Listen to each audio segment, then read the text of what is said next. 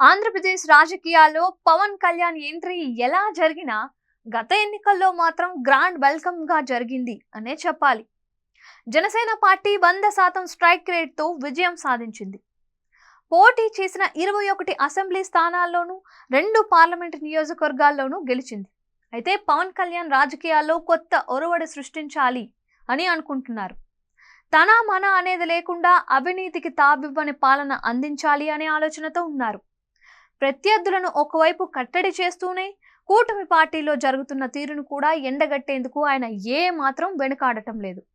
కానీ పవన్ కళ్యాణ్ చర్యలు కొందరు కూటమి నేతలకే రుచించడం లేదు.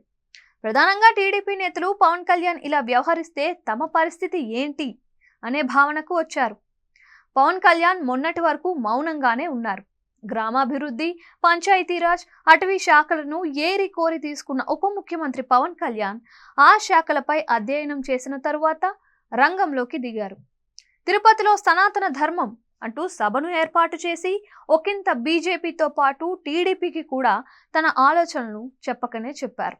తర్వాత కొద్ది రోజులు గ్యాప్ ఇచ్చి హోంశాఖపై తీవ్ర వ్యాఖ్యలు చేశారు. హోంశాఖను తాను తీసుకోవాల్సి వస్తుందని హెచ్చరించారు. హోంశాఖ సరిగ్గా పనిచేయటం లేదని ఆయనే విమర్శలు చేసి సొంత కూటమి ప్రభుత్వాన్నే ఇరుకొని పెట్టారు. అది ఏ ఉద్దేశంతో చేసినా ఆయన చేసిన వ్యాఖ్యలు ప్రభుత్వాన్ని డ్యామేజ్ చేశాయి. అయినా చంద్రబాబు పవన్ కళ్యాణ్ ను పిలిపించి మాట్లాడారు. శాంతి భద్రతల సమస్యను సీరియస్ గా తీసుకున్న చంద్రబాబు వరుసగా సోషల్ మీడియాలో పోస్టులు పెడుతున్న వారిపై కేసులు నమోదు చేస్తున్నారు. ఇలా మిత్రపక్షాలైన వారికి కొంత ఇబ్బంది పెట్టినా పవన్ చేసిన పనికి ప్రత్యర్థులపై కేసులు నమోదవుతున్నాయని కొందరు సంతృప్తి అయితే చెందుతున్నారు. తాజాగా కాకినాడ పోర్టుకు వెళ్లి హడావిడి చేసిన పవన్ కళ్యాణ్ అక్కడ ఇంకా రేషన్ బియ్యం విదేశాలకు స్మగ్లింగ్ అవుతున్న విషయాన్ని బాహ్య ప్రపంచానికి తెలియపరిచారు. అయితే కూటమి ప్రభుత్వం అధికారంలోకి వచ్చి 6 నెలలు అవుతుంది. పోలీసులు, అధికారులు కూటమి ప్రభుత్వం చెప్పినట్లే వినేవారు. కానీ పవన్ చేసిన హడావిడికి అది రివర్స్ లో ప్రభుత్వానికే డ్యామేజీ అయింది. రేషన్ బియ్యం పెద్ద ఎత్తున తరలిపోతున్నాయి అంటూ చేసిన కామెంట్స్ తో ముఖ్యమంత్రి చంద్రబాబు అలర్ట్ అయ్యారు.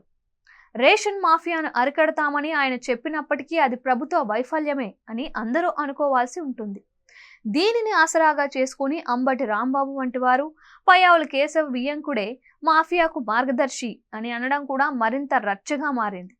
చివరకు ముఖ్యమంత్రి చంద్రబాబును కలిసి రేషన్ మాఫియాపై ఉక్కుపాదం మోపాలని పవన్ కోరారని తెలిసింది. అధికార పార్టీలో కొన్ని తెలిసి చూసి చూడనట్లు వెళ్ళిపోవాలి, మరికొన్ని విషయాల్లో పట్టుబట్టాలి. కానీ పవన్ కళ్యాణ్ మాత్రం తన మన భేదం లేకుండా ఫైర్ అవుతూ ఉండడంతో కూటమి ప్రభుత్వానికే ఇబ్బందిగా మారింది అన్న వ్యాఖ్యలు వినిపిస్తున్నాయి. అసలు పవన్ కళ్యాణ్ బీజేపీ డైరెక్షన్ లో చేస్తున్నారా అన్న అనుమానాలు కూడా కొందరిలో వ్యక్తమవుతున్నాయి.